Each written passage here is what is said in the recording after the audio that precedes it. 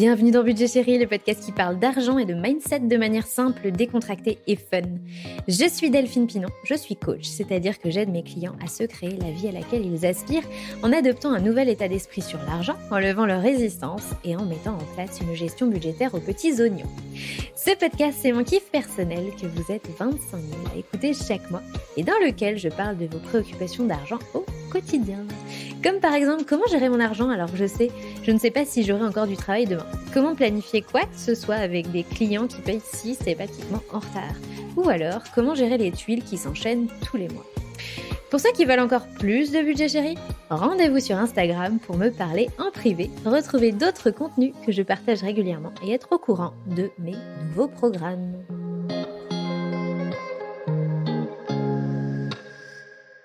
Comment budgéter avec des revenus irréguliers ? C'est une question qu'on me pose tellement souvent. Si j'étais mesquine, je dirais comme on le fait avec des revenus réguliers. Voilà, ciao, bye bye. Ça aurait pu être un épisode très court, mais figurez-vous que j'ai trouvé le moyen d'écrire des tartines en préparant les quelques notes des choses que je voulais vous dire. Voilà, quand j'ai imaginé ce sujet. Bref, vous êtes nombreux à me dire souvent « Je n'arrive pas à budgéter parce que je n'ai pas des revenus réguliers ». Par irrégulier, il faut le comprendre de deux manières. Il y a deux façons d'avoir des revenus irréguliers. Et ça peut être irrégulier dans le montant. C'est-à-dire, je suis payée tous les mois, mais jamais du même montant. Prenez par exemple n'importe qui a des commissions ou un variable qui sont payés au mois. Les commerciaux, par exemple. Voilà, prenons un truc assez classique, commerciaux, les agents immobiliers, etc. Donc, je suis payée tous les mois, mais en revanche, je ne touche jamais le même montant. L'autre façon d'avoir des revenus irréguliers, là, c'est dans la fréquence. C'est-à-dire que je ne suis jamais payée à fréquence régulière. Et ça, souvent, c'est accompagné de, non seulement c'est pas la même fréquence, mais c'est rarement le même montant. Et ça concerne beaucoup les indépendants, les gens qui ont leurs propres clients, les freelances, etc. Qui sont des entrepreneurs, hein, prenez quelqu'un dans le BTP par exemple, donc les gens qui sont dépendants de leurs encaissements clients notamment. Et pourtant, dans les deux cas, le besoin de visibilité, de planification est encore plus fort, car justement la prévisibilité est moindre. La plupart des gens pensent que s'ils ne peuvent pas prévoir à l'avance, ça ne sert à rien de faire un budget. Au contraire, si tout était déjà prévu d'avance, que toutes vos dépenses étaient fixes et très très peu variables d'un mois sur l'autre, d'une année sur l'autre, alors il n'y aurait quasiment pas besoin de faire un budget. Sauf évidemment à clarifier l'allocation de son épargne entre ces différents projets à plus ou à moins long terme. Le budget permet certes de s'assurer que nos ressources couvrent nos dépenses, mais il permet aussi et surtout de valider que nos dépenses sont bien alignées avec nos objectifs de vie. Et ça, c'est à tous les niveaux de revenus. Et peu importe la régularité ou l'irrégularité de nos revenus. L'irrégularité des revenus a en fait plusieurs effets. Premièrement, elle augmente la part d'imprévisible. La vie est imprévisible. Tout le monde fait face à de l'imprévu dans sa vie et donc dans ses dépenses. Positif, négatif, peu importe. Mais quand on ne sait pas combien on va toucher, à plusieurs centaines ou milliers d'euros près, pour certains c'est ça. Quand on ne sait pas donc combien on va toucher et où, quand on va toucher cet argent, est-ce que c'est dans 6 semaines, est-ce que c'est dans 12 semaines, etc. On a évidemment une imprévisibilité qui augmente. Parce que c'est nos ressources. Et on a besoin de savoir. C'est un peu comme, si on revient au temps de la préhistoire, mais ça n'a pas changé. On avait besoin d'accumuler dans la grotte suffisamment de nourriture pour tenir l'hiver. Donc on savait que l'hiver durerait à peu près ça. Et il fallait absolument qu'on ait de quoi passer l'hiver pour notre survie. Mais avec cet inconnu de à quelques semaines près, combien de temps va durer l'hiver ? Eh bien, guess what ? Nous sommes encore un petit peu des Cro-Magnons dans nos cellules. Le deuxième effet de l'irrégularité des revenus, c'est que ça pousse, ou ça devrait pousser, à la prudence. Je ne sais pas si mon argent doit couvrir 1 mois ou 2 mois de dépenses, ou plus. Je ne sais pas si mes provisions vont me permettre de tenir un hiver de 4 mois, de 4 mois et demi, de 5 mois ou de 6 mois. En plus, il va peut-être y avoir des naissances dans l'hiver, etc. J'adore cette analogie du Cro-Magnon.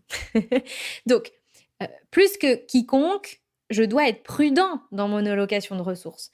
Si je suis sûre que je dois tenir 1 mois avec mes ressources, avec la force de l'habitude, tous les gens qui ont des revenus réguliers savent qu'ils savent à peu près prévoir. C'est-à-dire, vous prenez quand vous allez faire vos courses au supermarché toutes les semaines. Vous savez que pour tenir la semaine, vous avez besoin de telle quantité de yaourt, de telle quantité de pâtes, de telle quantité de beurre, etc. C'est les choses que vous arrivez à visualiser. Surtout la personne dans le foyer qui s'occupe des courses, le plus souvent, en général, a une bonne notion de ça. Mais quand d'un coup, une fois, quand on sait pas combien de temps ça doit durer, et que ça varie en plus, eh bien, il faut être plus prudent. C'est pas facile à dire. Donc, plus que quiconque, je dois être prudent dans mon allocation de ressources et je dois prévoir un matelas de précaution plus grand que les autres et envisager un scénario peut-être un peu plus pessimiste que les autres. Autrement dit, je vais budgéter sur la base peut-être par exemple de mon fixe sans imaginer que j'ai un variable, ou alors je vais budgéter pour les 3 prochains mois, même si j'envisage quand même qu'il y ait des chances que je sois payée un peu plus tôt que 3 mois par mon client. Donc, je vais tendance à imaginer un scénario dégradé, pessimiste, pour pouvoir me mettre dans une situation de je peux couvrir mes besoins sur cette période-là avec les ressources que j'ai là maintenant, qui arrivent. Comme le monsieur Cro-Magnon, il se dit ok, peut-être que l'hiver il va durer 4 mois, mais si l'hiver dure 5 mois et demi, j'ai pas du tout envie de mourir, moi, en fait. Donc il faut mieux que j'imagine. Il vaut mieux imaginer. Je parle pas très bien français. Il vaut mieux imaginer que peut-être l'hiver va durer 5 mois et demi si je veux éviter de mourir. Haha. Je vais la garder celle-là. Je l'avais même pas écrite. Et ça c'est mon inspiration du moment. L'autre effet. Donc on a été aux différents effets de quand on a des revenus irréguliers. Ça a plusieurs effets. Le troisième effet, c'est que ça nécessite de fait une gestion plus rigoureuse. J'ai besoin de valider régulièrement que mes dépenses sont conformes à ce que je peux me permettre de faire. Ça veut dire que si je gère mes dépenses à vue d'œil, en pilotant mon compte en banque, je prends un risque. Si je fais mes comptes a posteriori, je prends un risque. Si je check mes dépenses seulement une fois par mois, ou encore moins que ça, je prends un risque. Je ne colle pas au plus près de mes dépenses du quotidien. Donc, en fait, je reprends mon Cro-Magnon. Je ne sais pas où j'en suis dans mes stocks. Mais prenez, alors moi qui suis une grande fan de Koh-Lanta. Quiconque a déjà regardé Koh-Lanta sait qu'il y a une problématique de gestion du riz. On leur donne des petits bocaux de riz au début. Et ils savent pas exactement... Alors déjà, ils savent pas qui sera là dans combien de temps. Et donc, ils savent pas bien... Mathématiquement, ça se compte parce qu'ils connaissent la mécanique du jeu. Mais concrètement, ils savent pas combien ils peuvent se permettre, ou ils estiment, et c'est pas évident, ils doivent estimer en tout cas combien ils peuvent se permettre de manger du riz maintenant, sachant que tous les 3 jours, il y en a un qui s'en va et que leur énergie va diminuer au fil du temps. J'ai plein de paramètres, comment je fais pour gérer mon stock? Si je recompte pas régulièrement, que je fais pas le point, que je me repose pas des questions parce que je me dis attends là ok j'ai fait un choix, mais est-ce que maintenant avec les nouveaux paramètres que j'ai, c'est toujours le meilleur choix à faire? Donc si je réévalue pas mon stock régulièrement, je risque de me faire avoir. Et enfin, le dernier effet que moi je trouve important à avoir en tête, c'est que le risque de banqueroute est plus grand. Si je calque mes dépenses sur un niveau de rémunération avec variable inclus. Je sais pas, je prends un exemple par exemple. Quand je suis moins payée, je gagne 2 000. Quand j'ai toutes mes primes, mes commissions et cetera, je gagne 5 000. Si je calque mon niveau de vie sur 5 000 et que je subis un quelconque changement de ma politique de rémunération sur le variable, que je pars en vacances, donc je fais moins de ventes, que je suis en arrêt maladie prolongé, que la sécu me rembourse pas totalement, que mon salaire baisse sur plusieurs mois, là, je vais être dans une sacrée panade. Si je prévois pas que mes clients peuvent me payer avec du retard, voire avec beaucoup de retard, et que j'engage beaucoup de travail sans garantie d'être rémunérée, je vais me retrouver en difficulté pendant un temps. Heureusement qu'à chaque fois que ça se produit, on se retrouve pas à la rue. Mais imaginez que ce trou dans la raquette de rémunération se produit le mois où vous aviez prévu de partir en vacances. Ou le mois où vous aviez prévu de vous marier. Grosse dépense. Le mois où vous aviez décidé de faire des travaux chez vous. Grosse dépense. Ou alors le mois où vous devez être hospitalisé. Immobilisation. Je travaille pas, donc je génère pas de commission. C'est cette réaction en chaîne qui est dangereuse. Parce que si vous n'avez pas la sécurité financière qui vous permet d'anticiper ces chocs-là, un choc plus un autre choc a une résonance et un impact beaucoup plus grand que pour quelqu'un dont les revenus et la fréquence de revenus est prévisible. En fait, dans le cas de revenus irréguliers, on a affaire à une gestion budgétaire somme toute assez similaire à celle d'un entrepreneur qui doit piloter sa trésorerie professionnelle au quotidien. Il doit dépenser pour payer ses fournisseurs, par exemple, pour fournisseurs ou dans la vie du quotidien, c'est aller chez le coiffeur, aller au supermarché, etc. Donc on doit dépenser pour payer. L'entrepreneur doit dépenser pour payer ses fournisseurs tout en attendant d'être payé par ses clients. Donc l'entrepreneur, il doit sans cesse s'assurer que le timing est bon entre ce qui rentre et ce qui sort, et évaluer le risque lié à la trésorerie avant de décider d'engager des dépenses. S'il se dit, attends, là, si j'achète ce matériel là, maintenant, ça m'arrangerait de l'acheter maintenant parce que, par exemple, je sais pas, c'est un peu moins cher, il y a une promo, etc. Mais là, j'ai pas la trésorerie parce que si effectivement mon client tarde un peu à me payer, là, je vais être dans le rouge. Donc, je vais attendre un petit peu pour faire mon investissement, pour acheter mon matériel. Et il se pose la question avant de le faire, avant de faire les investissements, avant d'acheter son stock, pas après. Oui, j'ai bien dit avant, parce que pour un entrepreneur, après, c'est trop tard. Donc, pour toute personne qui a des revenus réguliers, c'est pareil. Sauf que c'est pas forcément ce que naturellement on fait. C'est vrai que quand on n'est pas rompu à l'exercice de gestion budgétaire, on a tendance à se poser des questions après avoir dépensé, à se dire « Ah mince, j'ai trop dépensé !» Au lieu de se dire « Est-ce que je peux me permettre de le faire ? Quels sont tous les paramètres que j'ai à ma disposition ?» Mécaniquement, faire un budget quand on a des revenus réguliers n'est pas si différent de faire un budget quand on a des revenus irréguliers. Mécaniquement, la technique budgétaire en soi, elle est vraiment pas différente. J'utilise dans mon cas une version personnelle. Ma méthode à moi, c'est une version personnelle de la méthode des enveloppes. Dans ma méthode, à chaque fois que j'ai une rentrée d'argent, je décide d'allouer chaque euro à un poste précis. Je vais allouer une partie de mon argent à mes dépenses courantes, une partie à mes projets, ceux que j'ai définis, une partie comme provision pour des futures dépenses et une partie pour mon épargne de sécurité jusqu'à ce qu'elle atteigne un niveau qui me satisfait.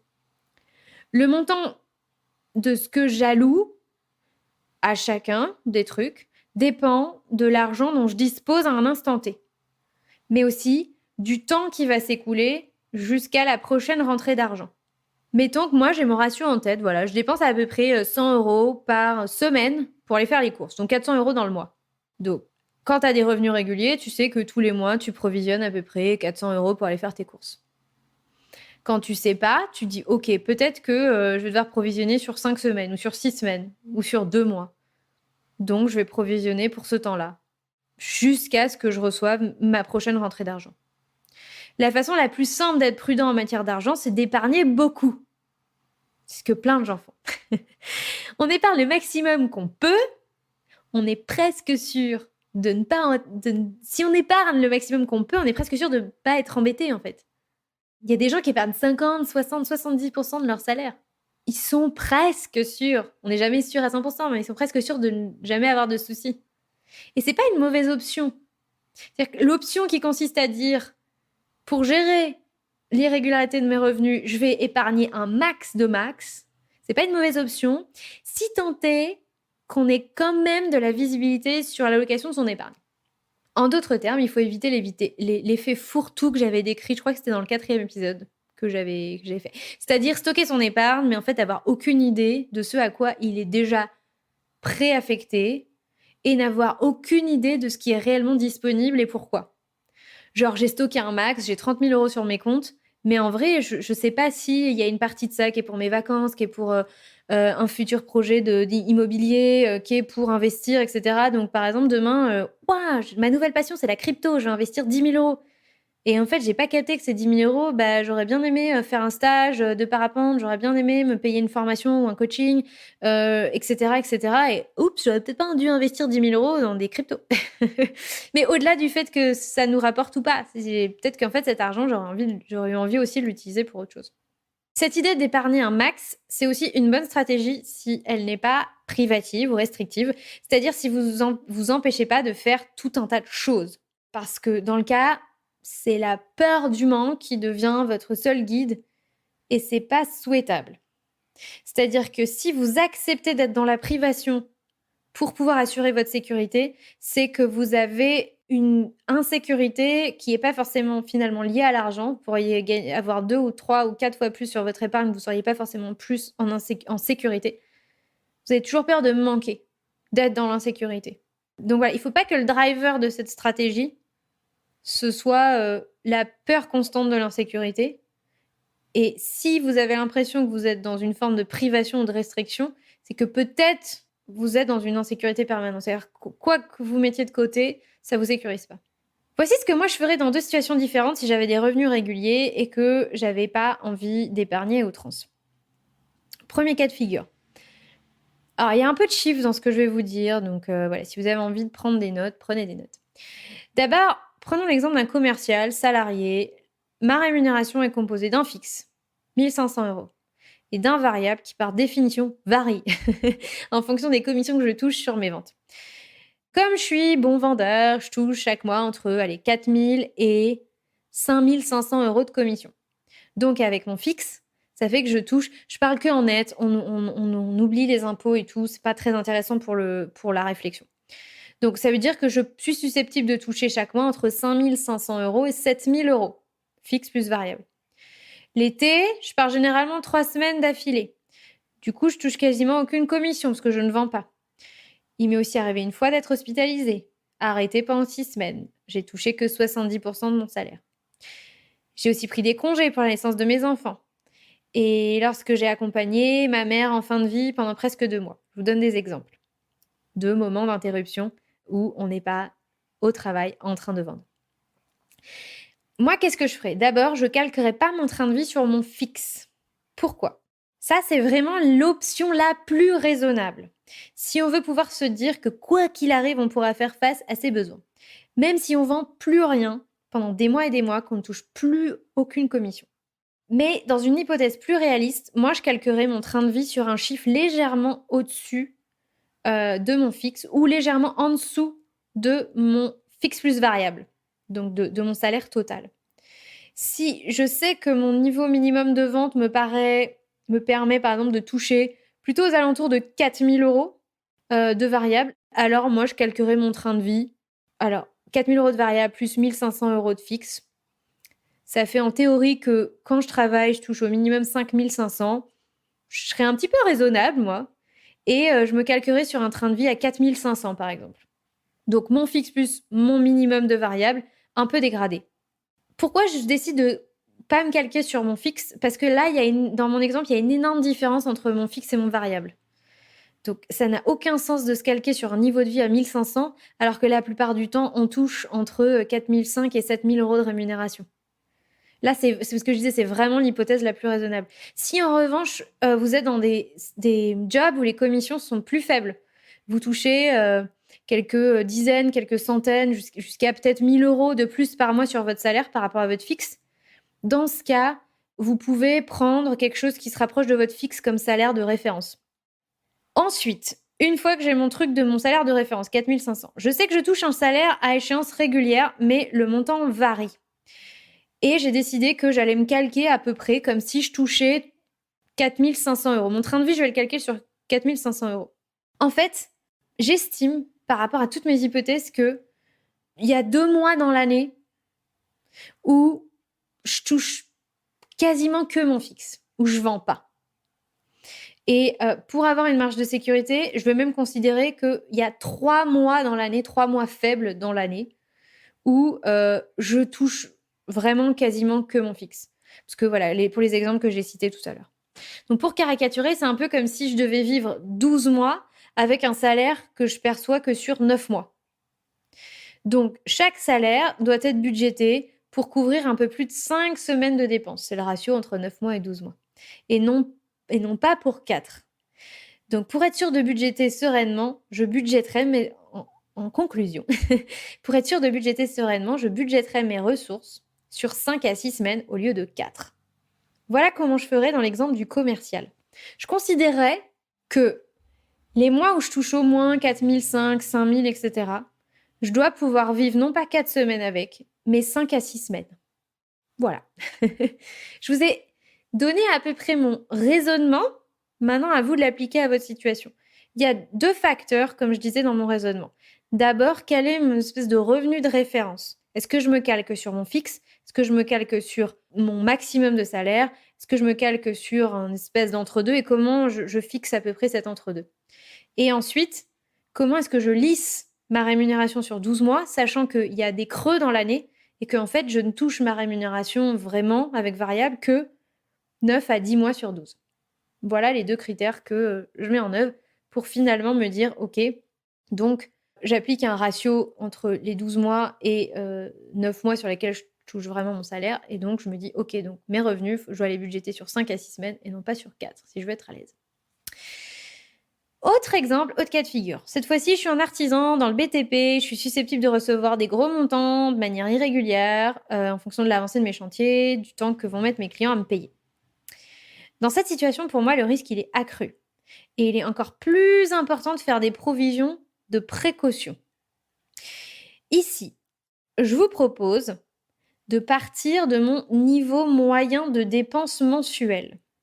J'appelle souvent le niveau de satiété financière. C'est pas juste mon niveau minimum, donc pas juste en comptant mes charges fixes, mais en comptant tout. Attention, déjà, ça nécessite de déterminer, de le faire, et notamment avec un budget. Mon niveau moyen de dépenses mensuelles. Enfin, quasiment, vous pourriez reprendre vos relevés bancaires sur 12 mois, divisé par 12. Faites la somme de tout ce que vous avez dépensé, vous divisez par 12. Et vous voyez à peu près votre niveau de dépenses moyen. Alors, par exemple, dans mon exemple, on va dire que ça va être... Ah non, je vais en parler après. Je regarde mes petites notes en même temps. Ensuite, à chaque rentrée d'argent, je répartis cette rentrée d'argent sur la durée maximale que je peux. Par exemple, j'ai une rentrée d'argent d'un client et là, je décide de me verser 17 000 €. Si j'ai estimé avant que mon niveau moyen de dépense est de 2 600 €, je vais dans un premier temps budgéter cette somme, 17 000 €, pour les 6 prochains mois, 6 mois et demi. J'ai tout simplement fait 17 000 divisé par 2 600. Combien de mois je peux vivre avec 17 000 € que je viens de me verser? En théorie, si j'ai bien calculé mon niveau moyen de dépenses mensuelles, je pourrais vivre 6 mois et demi avec ce montant-là. Donc, c'est ce que je vais faire. Je vais budgéter cette somme, 17 000 € sur 6 mois et demi. Si par bonheur, au bout de 3 mois, ou 2 mois, ou 4 mois, peu importe, si avant cette échéance, je touche à nouveau une autre somme. Je prends un exemple. Je touche 12 000 €. Je vais continuer à budgéter pour la prochaine période. Là, en l'occurrence, à peu près 4 mois et demi. J'ai pris 12 000, j'ai divisé par 2 600. Oui, je n'ai pas pris de chiffres ronds. Et alors? Donc, avec ces 12 000, je peux vivre 4 mois et demi. Donc, 6 mois et demi, 4 plus 4 mois et demi. Là, j'ai 11 mois en tout de couvert. Avec les 17 000 € que j'ai touchés et les 12 000 € que j'ai touchés, j'ai couvert 11 mois. Et je continue comme ça. Quand j'aurai provisionné suffisamment d'argent pour avoir une période de sécurité, et rappelez-vous, je dis toujours que chacun définit sa propre sécurité. Est-ce que c'est l'équivalent de 12 mois, de 18 mois, de 24 mois? C'est comme vous voulez. Quand j'aurai provisionné suffisamment d'argent pour ma sécurité, alors je peux commencer à allouer mes surplus à tout ce qui n'est pas de l'ordre de la vie courante. Mes projets long terme, mes projets un peu bonus, des vrais plaisirs extra, genre gros plaisir, des investissements. c'est une autre façon de se créer une épargne de précaution. C'est de systématiquement faire en sorte que nos rentrées d'argent nous permettent de vivre les 12 ou 15 prochains mois. Voilà, c'est le raisonnement qui est un petit peu différent. Voilà. Je vous ai montré 2 façons de faire pour envisager de budgéter. Après, comment on le fait concrètement dans un budget? Ça, c'est la méthode, comme je vous ai dit. C'est la même chose que quand on a des revenus réguliers. Mais c'est finalement, c'est vraiment la manière d'aborder les choses qui est différente et je vous ai montré 2 manières différentes de le faire. Voilà, c'est fini pour aujourd'hui et cette histoire de revenus, irréguliers. J'espère que ça vous a aidé et si vous avez envie de me poser des questions, je vous invite à me retrouver directement sur Instagram. Vous pouvez m'envoyer un message privé, c'est moi qui réponds à mes messages privés. Voilà. Si vous voulez être au courant de mes masterclass, mes nouvelles masterclass, mes nouveaux programmes, mes nouvelles offres de coaching, c'est aussi principalement sur Instagram que ça se passe. On se retrouve prochainement pour un nouvel épisode. D'ici là, prenez soin de vous et de vos finances. Ciao, bye bye.